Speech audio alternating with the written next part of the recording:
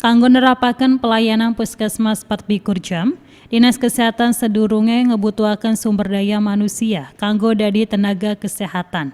Asale kudu nambah petugas kesehatan kayak dokter, perawat, petugas farmasi, lan sejene. Kepala BKSDM ngejelasaken ana sejumlah opsi kaya gunakan tenaga P3K.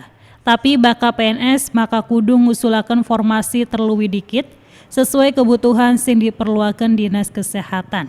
Tapi baka diusulaken tahun 2020, maka proses pengrekrutan CPNS arep dilaksanakan ning tahun 2026 lewat proses rekrutmen sesuai regulasi sing ana. Diharapkan proses pengusulan CPNS kanggo pelayanan puskesmas 24 jam bisa direalisasiakan bari baik kanggo ningkataken pelayanan kesehatan ning masyarakat. Husein Sadra, RCTV, Cirebon.